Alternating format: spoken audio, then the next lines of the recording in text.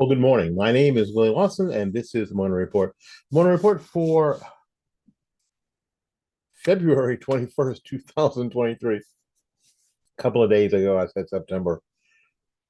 Not that I'm hurrying the month along or the year along, not at all, because I've learned after this, value every single day, value every single minute, because it's all good. It really is. It really is. Again, I am super happy that you are with us here this morning.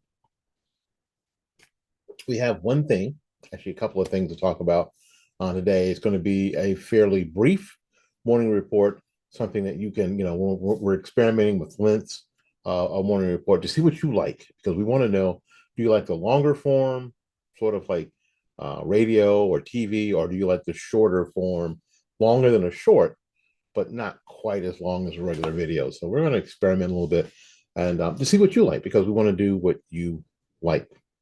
Want to try to provide what you will watch and what you will share and what you'll comment on and what you'll subscribe to, because that's really important to us. All right, we're going to get started. Eric Adams, mayor of New York, uh, took to Twitter to try to give a shot to the guy who's probably going to be the next president of the United States. As much as that scares the left and it scares some people on the right, Ron DeSantis, New York Mayor Eric Adams, quote, welcomed Florida Governor Ron DeSantis to the area since the Florida man is visiting Staten Island to tout the state's Florida's success with crime and retention in law enforcement. Adams said New York City is not a place. Here's what he said. Said, welcome to NYC, Governor Ron DeSantis, a place where we don't ban books, we don't discriminate against our LGBTQ plus neighbors, use asylum seekers as props, or let government stand between a woman and healthcare. We are happy to teach you something about values while you are here. So, well, not really responding to the tweet, because this dude is sworn to do this. This is where I'm going to lose some view. This is where Trump would make the mistake. DeSantis didn't make the mistake, but DeSantis he tweeted, I visited Staten Island to talk about how law and order has become central to Florida's success.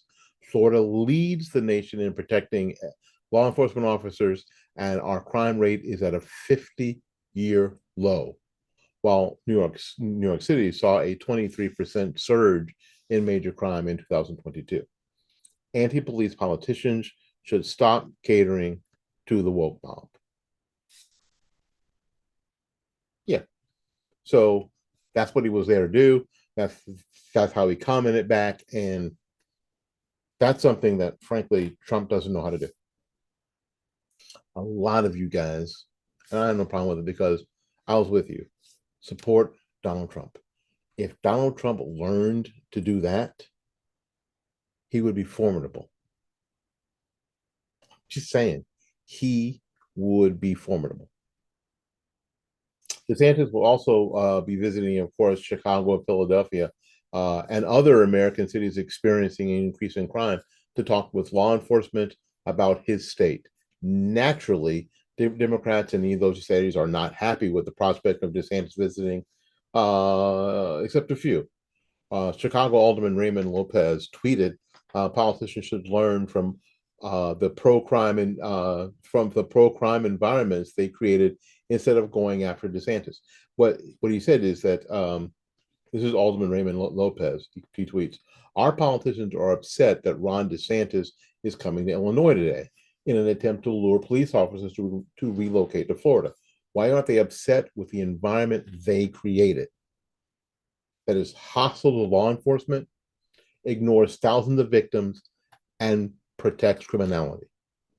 This is Alderman Raymond Lopez, who I believe is a Democrat.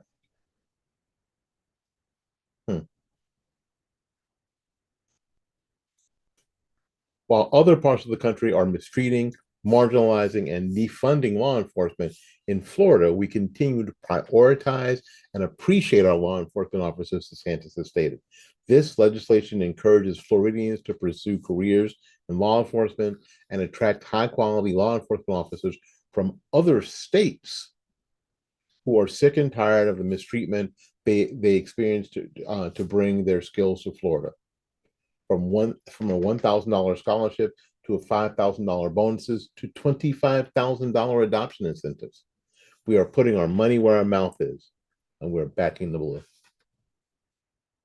This is proactive management and legislation. This is like, hey, we're going to go around the country and we're going to get some cops in here.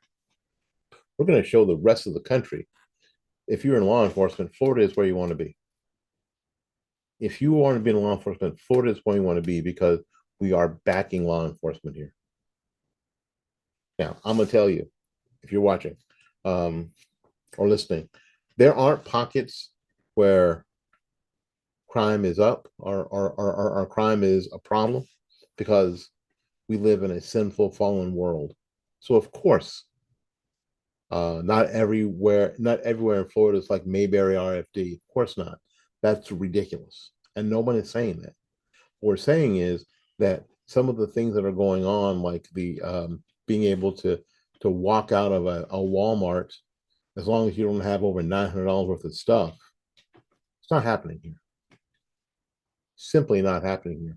And if you are a police officer or a sheriff's officer, especially in Polk County, that's Clearly Judge County, and you misbehave, he will call your butt out and put you in jail, because there is an accountability factor that is very, very high in a lot of our counties. Again, not that everybody is perfect, because we are dealing with human beings, and human beings are fundamentally flawed. So nowhere is this nirvana where everything operates beautifully all the time. That's ridiculous. And it's insanely ridiculous. But you know what? If you put it on a spectrum, if you put it on a scale, law enforcement here in the state of Florida, it's got it pretty good. It has got it pretty doggone good. Don't you think? I think so. All right, we're going to take a little break. We're back to finish up right after this.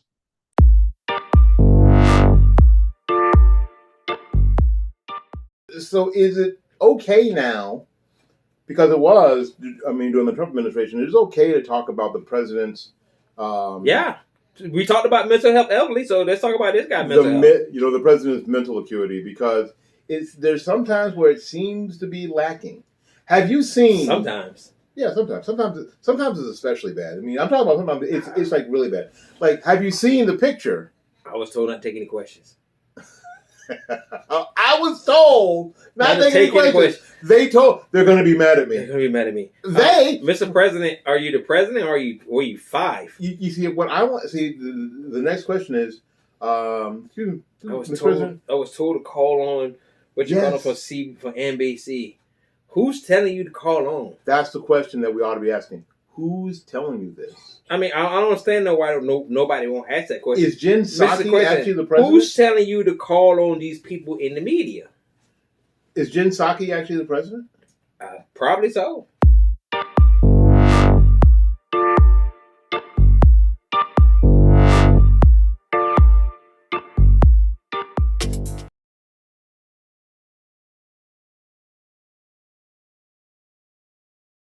All right, hey, welcome back. Listen, I wanted to vibe a little bit with you. I want to talk about some things that are going on. I wanted to talk about... I spent the past couple of days on Twitter. My fault. Shouldn't have done it. Sorry, my bad. I'll hit the L for that one. But I see an attitude amongst those on the right, from Republicans through the spectrum of Republicans, conservatives, anarchists, I guess are some of the terms. Patriots, liberty seekers, all that stuff. People who are generally on the right. People, frankly, who agree with each other about 80% of the time. Now, I'm going to sort of spit some truths here that are not going to be popular. First and foremost, if those on the right can't find middle ground to move forward in, the left will win. The left will win by default. The left will win in a war of attrition. If those on the right are going to sit there in their foxholes, divided in their camps, unbending, unmoving, unyielding, and not unite over things that they have in common, that's it.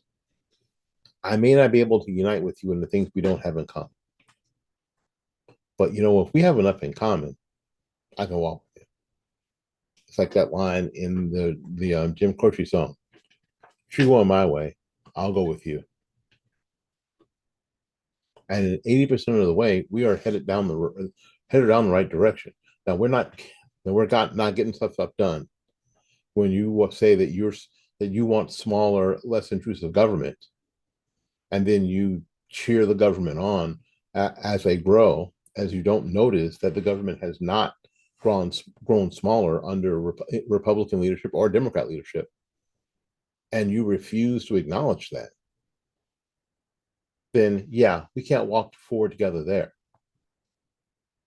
But if you're still for the concept of smaller government, if you really are, then I guess we have something we can agree on.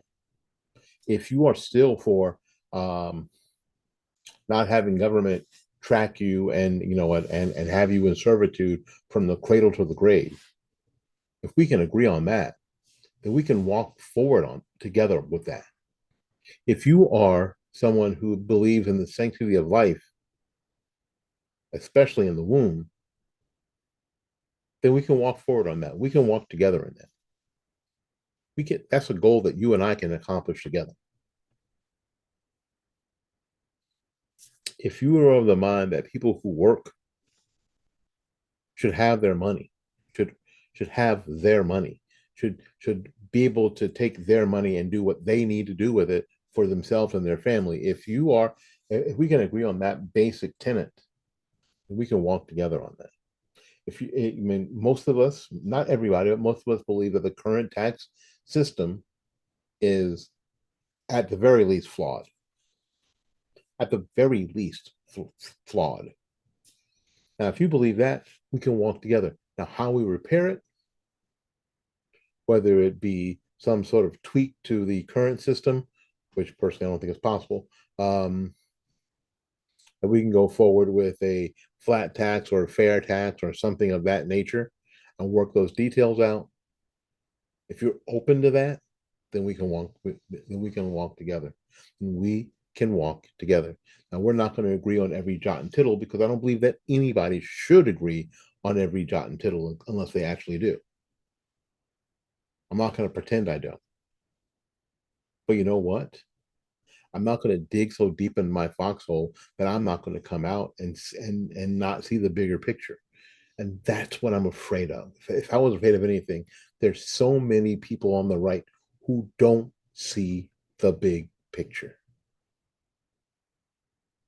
We have found out, and we are comfortable with the things that we are going to advocate for. And if people aren't going to advocate for the same thing, then what? F them. We need to understand that while advocating for what we're advocating for, we need to take the 30,000-foot view and see what's going on. And see that if we don't participate, if we take our support away, things aren't going to get better. They're not going to get better. This idea that I'm going to withdraw my affection and support for my spouse in order for them to get it is not that is not something that's going to work well. That I'm going to withdraw my support and my affection, and then they'll get the message. No. Here's the hard part. We are going to have to push forward together with people we don't necessarily agree with 100% that we are not an ideological lock think with. We're not. We're going to have to push together on the ideas that we can agree on. Take the 30,000-foot view of our situation and then behave accordingly. Trump, DeSantis, I don't know. Better than Harris, Biden. Trump, DeSantis, Haley, I don't know. I don't. I mean, seriously, I don't have any idea. But we'll have to see, won't we? We will have to see. My name is Willie Lawson. This has been the Morning Report. The Morning Report is a production of fightbackmedia.com, fightbackmedia.com, fightbackmedia.com, and fightbackmediatv.com. Until we see you again, go out there and learn to love somebody. And for goodness sakes, y'all take care of yourself. We'll see you when we see you. Bye now.